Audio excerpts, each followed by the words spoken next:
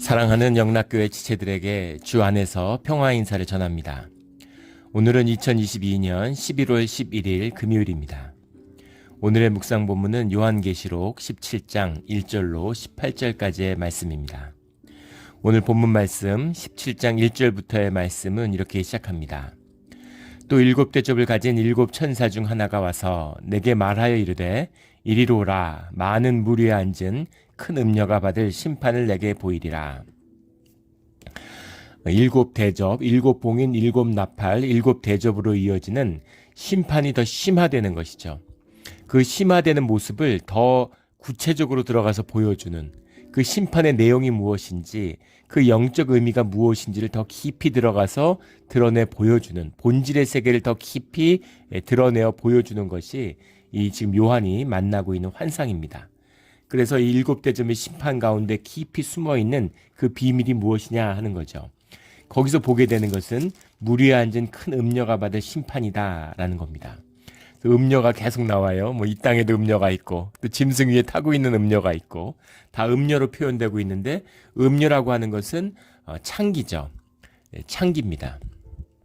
창기를 의미하는데, 창기를 의미한다는 것은 무엇이냐면 매매를 의미하는 거죠. 팔 수 없는 것을 파는, 모든 것을 파는, 우리 요즘 말로 하면 뭐 자본주의 질서 이런 것이죠. 민주적 자본주의라고 하는 이것이 세상의 끝을 구성하는 질서다라는 뜻이 담겨 있겠죠. 이걸 계속 확장시켜 오고 이것을 끝까지 밀어붙이고 있는 겁니다. 모든 것을 매매하는 그런 세상을 만드는 것인데, 그 매매할 수 있는 권리를 받은 자들, 그것이 세상에 거하는 자들, 세상에 속한 자들이다라는 말씀인 것이죠. 예전에는 기술이라는 것은 사람과 분리될 수 없죠. 노동이라는 것은 사람과 분리될 수 없어요. 그것을 분리시킨 겁니다. 그래서 그것을 사람과 언제든지 분리시켜서 그것을 돈으로, 화폐 가치로 바꿔놨죠. 그래서 그 돈을 지불하면 언제든지 노동을 살 수 있는 것처럼, 노동이라는 게 어디 있어요? 노동이라는 거 어디다 쌌습니까? 사람에게 들어있는 거죠. 그런데 돈을 주면 사람이 노동을 내올 것이라고 하는 계약, 약속, 믿음이죠. 굉장히 종교적이고 영적인 것입니다.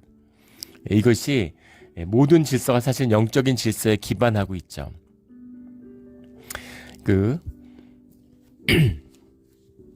그 음료, 요새는 뭐 기술 같은 거, 기술도 기술자에서 기술을 어떻게 분리합니까? 근데 그걸 분리해가지고 지적 재산권이라는 걸 만들었잖아요. 요즘 뭐 NFT 이래가지고 보이지 않는 가상의 세계, 이런 것조차도 모두 다 매매의 어떤 대상으로 이렇게 삼으려고 하죠. 이런 것들이 우리가 살고 있는 자본주의의 질서입니다.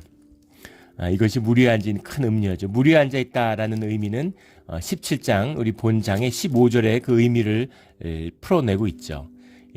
음료가 앉아 있는 물은 백성과 무리와 열국과 방언들이니라. 그러니까 세상 가운데 앉아 있는, 세상의 영적 질서를 좌지우지하고 있는 공중의 권세 잡은 그 본질이 큰 음료다라는 거죠. 매매의 질서, 모든 것을 매매하는 그런 것이다라는 것을 분명히 밝히고 있습니다. 2절에 땅의 임금들도 그와 더불어 음행하였고 땅에 사는 자들도 그 음행의 포도주에 취하였다. 땅에 사는 자들이라고 하는 것은 우리 본장 7절에 나오는 그 이름, 8절에 나오는 그 이름이 생명책에 기록되지 못한 자들, 이것이죠. 땅에 사는 자들이, 우리 다 땅에 살고 있죠. 현상적인 얘기가 아니라 땅에 속한 자들, 생명책에 기록되지 못하고 육신으로 살아가는 자들, 내 에고 부스팅이 내 삶의 이유가 되는 사람들, 그런 의미죠. 그런 자들도 결국은 다 이 음행의 포도주에 취했다. 음행이라고 하는 것은 이제 본질적으로는 이 매매를 의미하는 것이고, 그것은 우상의 숭배죠. 매매라고 하는 것은 거짓 가치를 교환하는 거니까. 삶의 가치, 모든 가치의 중심이 생명에 있고, 생명에 있다는 것은 주님에 있는 것인데, 주님에게 받은 생명의 가치를 거짓된 것과 바꿔서 가치 있는 것처럼 만드는 거죠. 돈이 가치 있는 것처럼, 뭐 세상의 명예가, 학위가, 직책이, 뭐 직위가, 무슨 이런 것이 가치 있는 것처럼 속이는 것, 이런 것이죠. 이것이 다 우상 숭배입니다. 그런 것에 취해 산다라는 거예요. 3절에 곧 성령으로 나를 데리고 광야로 가니라. 내가 보니 여자가 붉은 빛 짐승을 탔는데, 광야로 간다라고 하는 의미, 우리가 광야로 나가야 하는 의미가 바로 이 묶여있는 음료의 영향 아래에 있는 공중의 권세 잡은 세상에서 우리를 뽑아내는 것이죠. 본토 친척 아비의 집을 떠나야 되는 것입니다. 그래야 그 세상의 본질이 보이는 거죠. 광야에 가서 주님을 만나야, 그래야 내 사명이 무엇인지, 내 삶이 무엇인지, 세상의 본질이 무엇인지, 인생의 궁극적인 의미와 사명이 무엇인지를 만나는 겁니다. 그것이 우리가 광야로 나가야 되는 의미고, 주님이 우리를 광야로 불러내는 의미죠. 주님하고 나와의 시간을 갖는 것, 그것이 광야입니다. 꼭 뭐 광야의 영적인 의미가 아니더라도 산에 올라가는 분들, 산에 올라가서, 미국은 쉽지 않지만 한국 같은 데는 참 특이하게 거대 도시가, 메가시티가 산으로 둘러싸여 있죠. 산에 이렇게 걸어서 올라가면 산 위에서 보면 시내가 내려다 보이잖아요. 북한산, 서울에 살면 관악산, 북한산 이런 데 등산을 해서 이거 내려다 보면 서울이 이렇게 내려다 보여요. 그러면 아이고 저런 곳에서 이렇게 막 복작복작하게 살았구나. 그러니까 아무것도 아닌 것처럼 보여지는 그런 느낌을 갖게 되죠. 그런 것을 주는 것, 광야로 불러내서 그 세상의 본질이 무엇인가 하는 걸 보게 되는 겁니다. 무엇을 봤냐면 성령을 통해서 여자가 붉은빛 짐승을 탔는데, 짐승이라는 건 사단의 영을 받은 사단의 대리자들이죠. 근데 그 짐승을 여자가 타고 있어요. 그 짐승의 몸에 하나님을 모독하는 이름들이 가득하고, 이것이 중요한데, 세상의 이런 음행의 본질이라는 것은 현상적으로 보면 결국은 음행과 사치입니다. 그거밖에 없어요. 육체의 쾌락, 그 다음에 세상 가운데서 돋보이려고 하는 거, 내 욕심 채우는 거, 그거밖에 없잖아요. 돈 모아서 뭐 하겠어요. 세상이 늘 염려하는 건 돈이 쌓여가는데 돈을 계속 찍어내잖아요. 근데 그것을 매매할 가치 있는 수단이 없다는 겁니다. 뭐 그게 그림이든지 뭐든지 뭔가 사치를 만들어내야 되는 거잖아요. 돈이 하면 돈의 가치가 떨어지니까, 돈의 가치가 떨어지는 게 세상에서는 제일 두려운 일이죠. 그러니까 그 가치를 높여야 되니까 그걸 매매할 무언가를 만들어야 되는 거예요. 그래서 옷이라는 것이 뭐 1,000불짜리, 100불짜리, 1,000불짜리, 10,000불짜리, 100,000불짜리 옷은 옷이죠. 그냥 옷을 입으면 되는데 그 사용 가치가 아니라 그 교환 가치, 끊임없이 그걸 부풀려 가지고 뭐 엄청난 것처럼 몇 억짜리 옷이 있고 뭐 몇백억짜리 무슨 자동차, 무슨 뉴스에 자동차가 나왔는데 뭐 자동차 몇백억이고, 우리 카쇼 하잖아요. 우리 몬트레이 지역에 아주 그 큰 행사죠. 관광지니까 카쇼를 해서 자동차를 매매해요. 근데 자동차가 한국 돈으로 뭐 6, 700억 이렇게 매매가 됩니다. 아무리 비싸도 차잖아요. 자동차가 6, 700억 할 게 뭐가 있겠습니까? 말이 됩니까? 말이 되나요? 근데 사람들 속이고 부풀리는 거죠. 속은 거죠. 이게 영적인 거죠. 그런 돈이 있다는 것도 놀랍지만 그런 돈을 내고 그런 걸 산다는 것도 참 그 인간의 어리석음. 돈을 끊임없이 모았는데 살 게 없는 거예요. 돈 모아 살 게 뭐가 있습니까? 쇼핑밖에 없어요. 쇼핑센터 안 가면 돈이라는 게 먹고 사는데 충분하잖아요. 근데 쇼핑센터에 가면은 채워도 부족한 거죠. 계속 사야 될 게 있으니까. 그게 명품 시장 같은 거잖아요. 뭐 말도 안 되는 무슨 뱀 가죽 같은 거로 백 하나 만들어 가지고 그걸로 뭐 몇천만 원, 몇 억을 받고 팔고 뭐 이런 짓들을 하는 것이죠. 그거밖에 할 게 없는 겁니다. 결국은 음행과 사치인 것이죠. 4절에 그 여자는 자줏빛과 붉은빛 옷을 입고 금문 보석과 진주로 꾸미고 이런 거죠. 화려한 옷을 입고 화려한 보석으로 꾸미고, 이게 이 음행하는 여자의 본질이다. 사치와 음행이다. 이런 겁니다. 그런데 이 모습은 우리 19장에 가면 나중에 나오는 어린 양의 신부, 결국은 이 세상의 음료의 모습, 마지막 때 음료의 모습과 주님의 결국 나타나게 될 어린 양의 신부의 모습을 대조해서 보여주는 것. 반드시 악은 심판당하고 이 음행은 심판당하고 주의 자녀에게는 주님의 면류관이 주어진다. 이 어린 양의 신부가 된다. 주의 자녀는 이제 그것이죠. 나중에 어린 양의 신부의 모습이라는 것이 음료와 대비되는 모습으로 드러나요. 근데 이 어린 양의 신부가 입고 있는 옷은 빛나고 깨끗한 세마포죠. 그냥 깨끗하고 하얀 옷이에요. 신부의 옷. 웨딩드레스는 하얀 옷이잖아요. 아무 뭐 화려하지도 않고 무슨 장식을 하지도 않고 하얀 옷을 입는데 사실은 하얀색이라는 것이 가장 아름다운 색이죠. 지금 이름을 갑자기 기억이 안 나는데 미국에 유명한 건축가가 있죠. 하얀색의 마술사라고 모든 건축물을 하얀색으로만 페인트 칠하는. 근데 하얀색 속에 수많은 깊이가 있다는 거죠. 그래서 그냥 하얀색 페인트 칠 갖다 칠하는 게 아니라 하얀색에도 감도와 그게 여러 가지 그게 있는데 어느 지역에 어떤 해가 비칠 것이냐에 따라서 해의 방향에 따라서 계속 하얀 빛은 다른 빛깔을 낸다는 거예요. 그래서 제가 그걸 보고 상당히 감명을 받았는데 그 같은 하얀색 같지만 그 안에 깊이를 담아낼 수 있는 이제 그런 그 예술로 승화되는 것이겠죠. 하얀색, 아무것도 꾸미지 않은 하얀색을 입었지만 가장 아름다운 것이 되는 겁니다. 붉고 자줏빛을 입고 보석을 치렁치렁 한다고 해서 화려해 보이고 아름다울 것 같지만 그것이 천한 것과 종이 한 장 차이다라는 겁니다. 근데 더 중요한 것은 사치와 음행이라는 게 돈 많아서 사치와 음행 좀 하는데 즐거운 게 없어서 즐거움이 없잖아요. 즐거움이라고 하는 것은 결국은 생명의 현상이에요. 생명 속에서 즐거움을 느껴야 되는데 생명을 죽고 생명을 죽이고 생명을 내어주고 세상에 사치와 돈을 받았는데 돈과 세상의 가치와 내 생명을 교환했는데 기쁨이 어디 있겠습니까? 기쁨이 없어요. 허무함밖에 없습니다. 늘 불안하고 두려운 것이죠. 불안하고 두려우니까 계속 사야 되는 거예요. 쇼핑 중독. 근데 가치가 계속 하락하는 것 같잖아요. 자존감이 계속 낮아져요. 그러니까 그걸 높여야 되니까 돈이 내 가치고 돈이 내 자존심이니까 계속 돈을 쌓아 올려야 되는 거죠. 그래서 고달프고 고된 것입니다. 계속 쇼핑을 하는데 피곤하고 힘든 거예요. 뭘 사도 즐거움이 잠깐밖에 없는 거죠. 더 좋고 더 사야 되는 게 있으니까 그 돈을 또 모아야 되잖아요. 비참한 삶인 것이죠.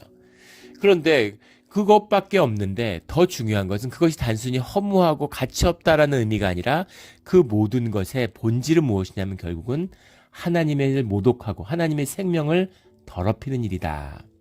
그 짐승의 몸에 하나님을 모독하는 이름들이 가득하다라는 게 이 말이죠. 예. 화려하고 보석 걸치고 많이 쓰고 뭐 좋잖아요. 멋져 보이잖아요. 근데 그것의 본질은 결국은 하나님의 이름을 욕되게 하는 것에 있다라는 것이 그 본질에 있는 것임을 말씀하고 있는 것이죠. 5절에 그 이마에 이름이 기록되었으니 비밀이라. 큰 바벨론이라. 땅의 음녀들과 가증한 것들의 엄이라.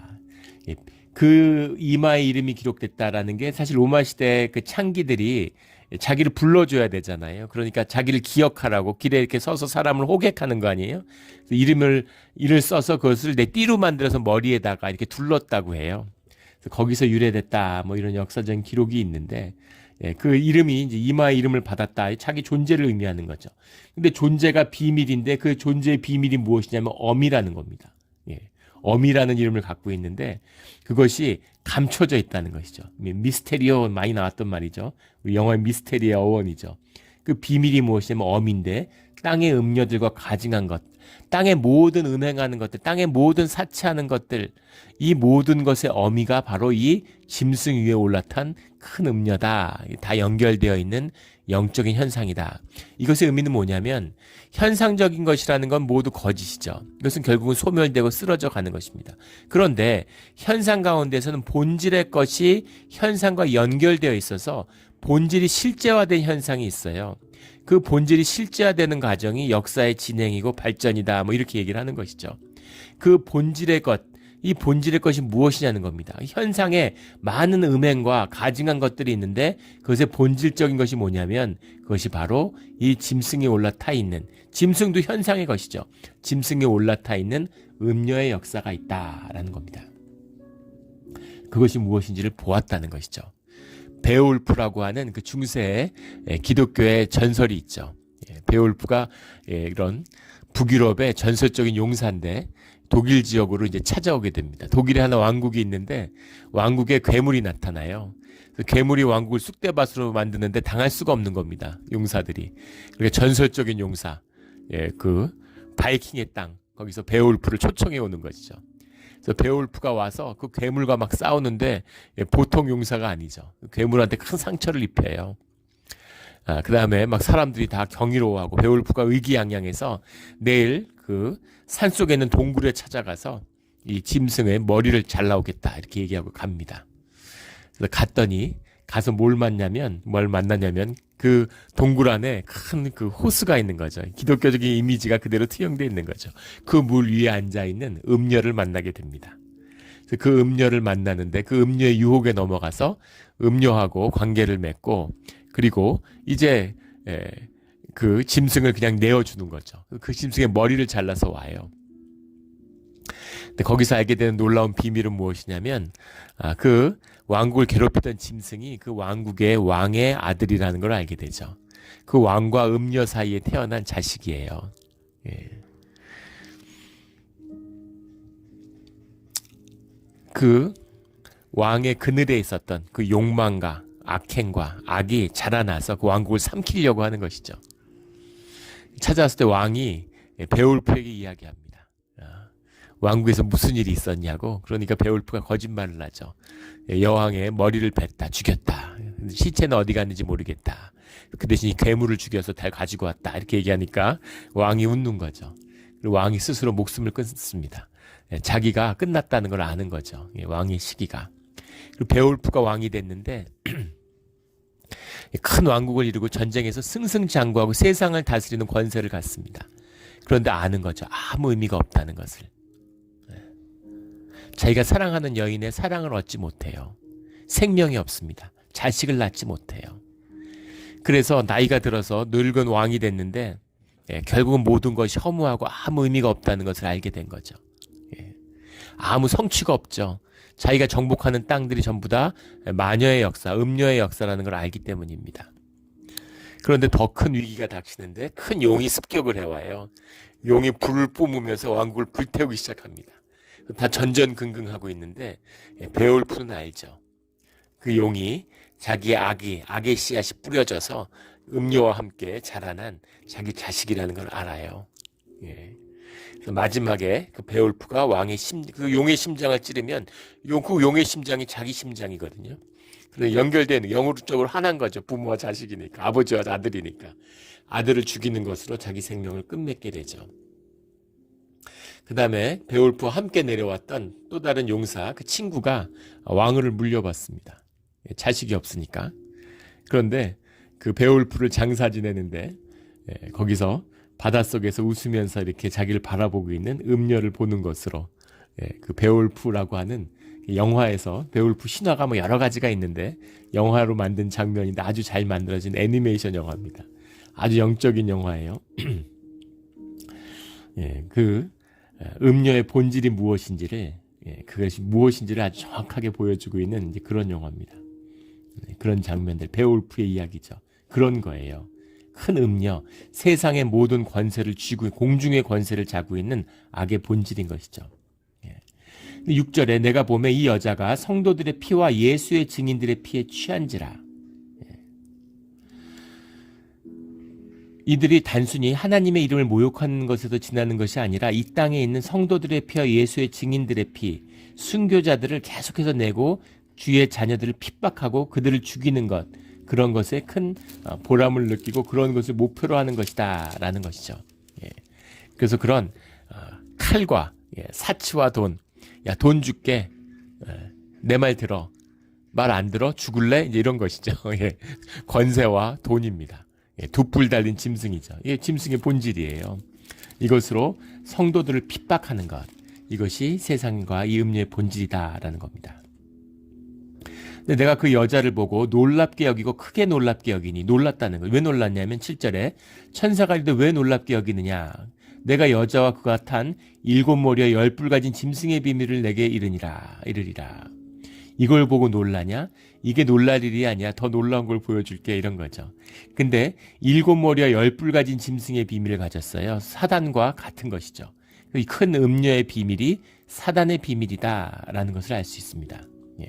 7머리와 10뿔 가진 짐승이죠. 8절에 내가 본 짐승은 전에 있었다가 지금은 없으나 장차 무정행으로부터 올라와 멸망으로 들어갈 자니, 예전에 있었던 이라는 의미는 우리 창세의 이야기인 거죠. 사단의 역사입니다. 그 지금은 보이지 않아요. 하지만 앞으로 드러난다는 거죠. 사단의 역사가, 용의 역사가 전면적으로 현상화된다. 이 현상세계에 아주 모든 것이 실제화되는 그런 역사로 나타나게 된다라는 겁니다. 무정행으로부터 올라와, 이 의미죠. 땅에 사는 자들로서 창세 이후로 그 이름이 생명책에 기록되지 못한 자들이 이전에 있었다가 지금은 없으나 장차 나올 짐승을 보고 놀랍게 여기리라. 모두 다 깜짝 놀라는, 이게 악의 본질이었구나 깜짝 놀라게 되는 그런 현상 속에서의 본질의 세계를 보게 된다라는 거죠. 9절에 지혜 있는 뜻이 여기 있으니 그 7머리의 여자가 앉은 7산이요. 7머리는 7산이다 라는 얘기인데 7산이 무엇이냐라는 것이죠. 7산은 뭐 7제국을 의미한다. 또 그 로마의 별명이 7산의 도시입니다. 7개의 언덕 위에 세워진, 마치 서울이 뭐 북한산, 관악산 뭐 이런 식으로 쭉 산들에게 둘러싸여 있는 것처럼 7개의 언덕, 이건 뭐 한국같이 큰 산이 아니라 구릉이죠. 7개의 구릉 위에 이 로마의 도시가 이제 서 있는데, 그래서 7산의 도시라는 로마를 지칭하는 것이다 라는데, 현상적으로 보면 뭐 그것도 의미가 닿겠지만, 근데 이걸 가져다가 뒤에 나오는 7왕도 그렇고 뭐 온갖 해석들을 해요. 근데 그 모든 것이 부분적으로는 타당하지만 옳은 지적일 수는 없는 것이 무엇이냐면, 계시록은 현상을 설명하기 위한 것이 아니라는 겁니다. 본질의 세계의 의미가 무엇인가를 드러내는 데 있지 현상을 설명해주고 이해시켜주는 그런 말씀이 아니에요. 성경 말씀이 다 그렇지만. 또 중요한 것은 18절에 나오는 전에 있었다가 지금은 없으나, 전에 있었다가 지금은 없으나, 이 말씀입니다. 예. 그거는 쭉 있었다는 얘기잖아요. 창세의 역사 때부터 있었는데, 그런데 한동안 보이지 않다가 지금은 있다는 거니까, 이 현상에 있었던 사람들, 뭐 누가 네로다, 뭐 도미티안이다, 이런 얘기들이, 그건 얘기들이 맞을 수가 없는 것이죠.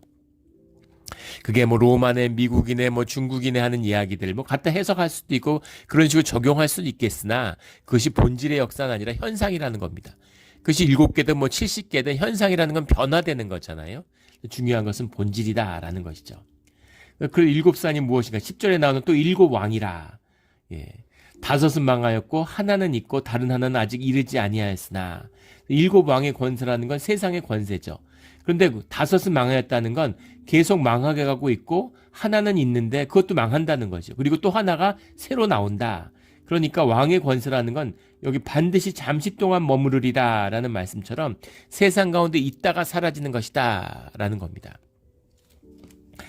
7왕에 대한 해석이 많아요. 이것이 케이사르부터 시작해서 아우구스투스, 티베리우스, 가이우스, 클라디우스, 그 다음에 누구죠? 네로죠. 네로. 그 다음에 감바 오토, 비펠리우스. 그 다음에 이제 베스피시안, 티투스, 도미티안으로 갑니다. 근데 중요한 것은 이제 케이사르, 아우구스티스야 이제 로마 제국을 이제 세운 사람들이니까. 예. 근데 이제 네로죠, 문제는. 네로가 기독교를 몹시 핍박한 사람들이라는 겁니다. 그 다음에 베스파시안하고 티투스는 예루살렘을 무너뜨리는 부자 황제죠. 이 군대를 이끌고 있던 황제가 아니라 군단장이었는데, 아버지가 처음에 쳐들어왔고 아버지가 황제가 되고 아들이 물려받아서 예루살렘을 완전히 무너뜨렸죠. 그러니까 베스피시안 티투스가 예루살렘을 무너뜨렸는데, 그 다음에 도미티안이 나와서 네로를 넘어서는 가장 극악한 기독교도들을 탄압하는 그런 탄압을 실시합니다. 그래서 예전에 있었는데 지금 안 보이다가 다시 나타나니 네로고, 네로가 부활한 도미티안이다, 이런 해석들을 중세에도 하곤 했어요. 근데 그것이 그럴듯해 보이지만 맞지 않는다는 거죠. 왜냐하면 왕들의 이름이 많잖아요. 그래서 갈바, 오토, 비펠리우스들은 짧게 집권한 사람들이기 때문에 이런 사람들은 빼고 굵직한 사람들만 모았다, 다 좀 억지죠.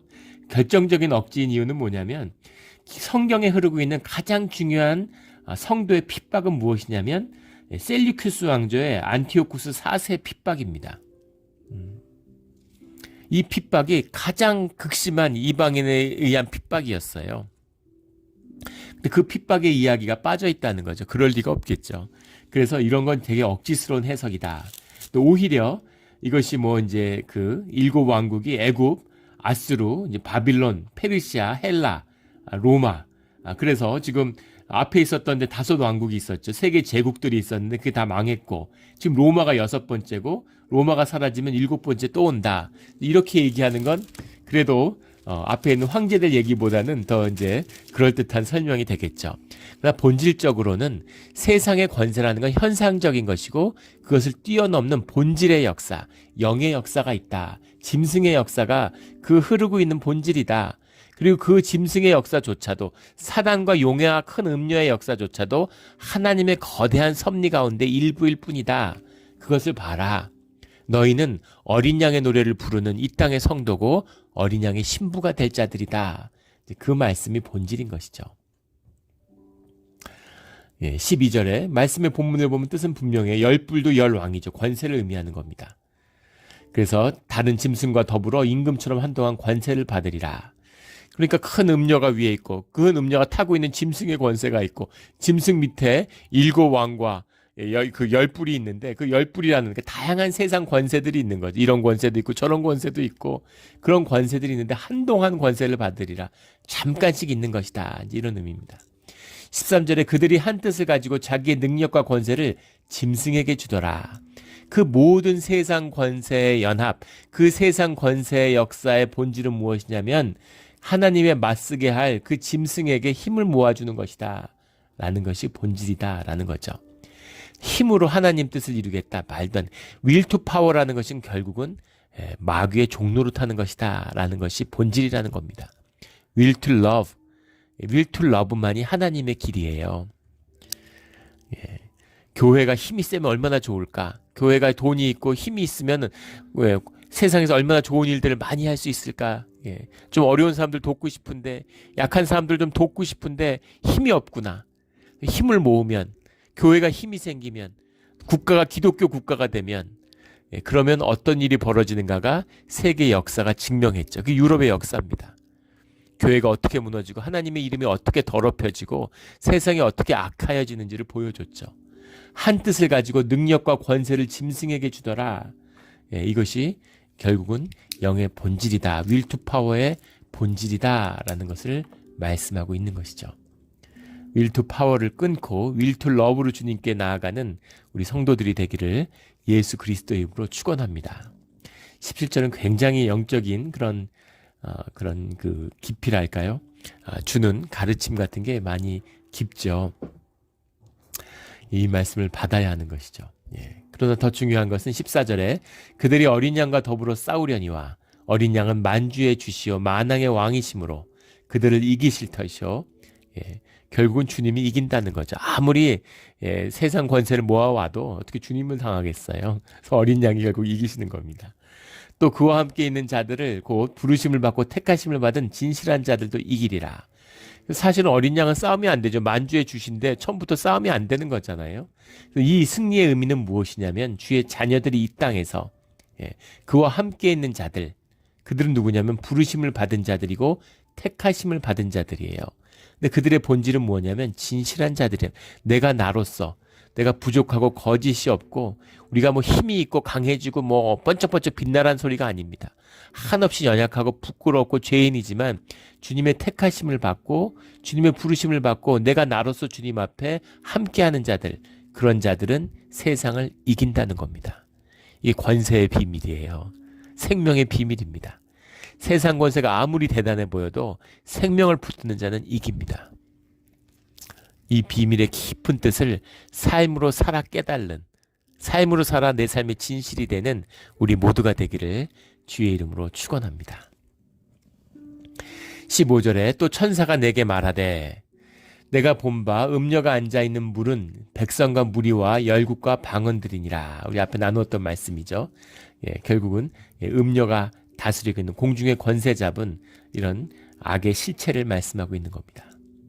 16절에 내가 본 바 이 열불과 짐승은 음녀를 미워하여 망하게 하고 벌거벗게 하고 그의 살을 먹고 불로 아주 사르리라. 이것도 중요한 영적인 깊이가 있는 말이죠. 악의 본질은 다툼에 있습니다. 성령이 연합에 있는 것처럼 악은 다툼과 분열에 있어요. 그래서 악은 분열로 망하는 것입니다. 이것이 악의 본질이에요. 근데 이것들이 어떻게 연합을 해갖고 주님께 맞섰을까? 그것조차도 주님의 뜻인 거죠. 17절에 하나님이 자기 뜻대로 할 마음을 그들에게 주사 한 뜻을 이루게 하시고 자기 뜻대로 하니까 내 뜻대로 맞지 않으니까 싸우게 되고 분열하게 되는 것이죠. 에고 부스팅이 삶의 중심이 된 자들은 부부도 하나가 되지 못해요. 부인이 내 말 안 듣잖아요. 남편이 내 뜻대로 안 되잖아요. 그 부부도 하나 되지 못합니다. 자녀가 내 뜻대로 됩니까? 계속 분열하는 것이죠. 근데 그들이 한 뜻을 이뤄요. 하나님께 대적하기 위해서. 이게 또 악의 중요한 측면이라는 겁니다. 예전에 누가 그런 말씀하세요. 교회가 오랫동안 싸우고 분열되어 있어서 그룹 지어서 계속 싸웠는데 계속 자기들끼리 음해하고 싸우다가 목회자를 쫓아내는 일에 있으면 꼭 한마음이 돼서 하나가 되더라고. 누가 그런 말씀을 하시더라고요. 그렇게 목회자들이 2년마다 계속 교회를 떠났다고 그런 얘기를 들었습니다. 참 그 가슴 아픈 이야기죠. 다 내 마음에 안 들고 다 서로 미워하고 음행했는데 나쁜 일을 하려면 마음이 딱 합쳐. 이게 악의 또 본질적인 부분입니다. 그런데 이것들이 주님의 뜻 가운데 있었기 때문에, 주님의 섭리 가운데 있기 때문에 한 뜻을 모은 거죠. 그런데 그것들이 그 하나님의 뜻 가운데서 그 뜻이 풀어지고 나면 이제 자기들끼리 서로 싸워서 그 미움과 그 자기들을 향하게 되는 거죠. 그래서 열불 짐승과 음녀가 미워하게 돼서 이 짐승들이 음녀를, 자기 타고 있던 음녀를 미워해서 그 음녀의 살을 먹고 사르고 불로 사르고 물어 뜯는 것이 그 열불과 짐승들이다라는 겁니다. 그래서 악은 스스로 분쟁해서 한때 두때 반때로 꺾이고 무너지는 것, 이게 본질의 역사입니다. 이 본질의 역사예요. 선한 주님의 뜻을, 역사의 섭리, 그 본질을 실제화시키는 것만 현상 가운데 살아남아서 계속 실제를 피워가는 겁니다. 이게 역사의 본질이에요. 중국을 보세요. 중국이 무슨 세계를 다 먹을 것처럼 막 패권 국가가 되고 힘을 점점 모으잖아요. 미국을 꺾겠다고. 근데 그래서 망하는 것이죠. 반대로 갔어야 돼요. 군비를 확장하는 게 아니라 군비를 안 하고 시장을 더 개방하고 더 민주화를 이루고 자유를 이루고 평등을 이루고 더 그런 성차별 같은 걸 극복하고 이런 식의 역사들을, 사람들을 더 긍휼히 여기고 소수자들을 더 배려하고 이런 식의 역사를 중국이 갔다라고 하면 벌써 이미 미국보다 더 넘어가는 패권 국가가 됐을 겁니다. 그런데 독재를 하고 똘똘 뭉쳐서 힘을 모아가지고 미국을 짓밟겠다고, 세계에 있는 나라들을 짓밟겠다고, 그래서 스스로 자멸하고 망하게 돼 있는 거죠. 이건 섭리와 같은 것입니다. 뭉칠 것 같지만 그게 망하는 길인 것이죠. 이게 주님의 역사하심이다. 악을 멸할 때를 위해서 주님이 악을 쫙 합쳐주는 거죠. 그리고 멸하는 겁니다. 악에게 힘을 실어주는 이유는 그들이 주의 자녀들을 대적하는 것이에요. 그런데 주의 자녀들이 그들을 이기고 성장해 가는 것이죠. 악이 세게지는 것 같지만 사실은 주의 자녀들이 주의 생명의 힘이 점점 더 강하여지고 충만한 주님의 장성한 분량으로 나아가는 것, 이것이 역사의 본질이다. 어린 양의 신부가 되어가는 과정인 것이죠. 그래서 현상으로 보면 환란인 것 같지만 주님의 뜻이 피어나는 과정이다라는 것이 계시록의 가르침이에요. 성도의 삶입니다. 세상의 눈으로 보면 망하는 것 같죠.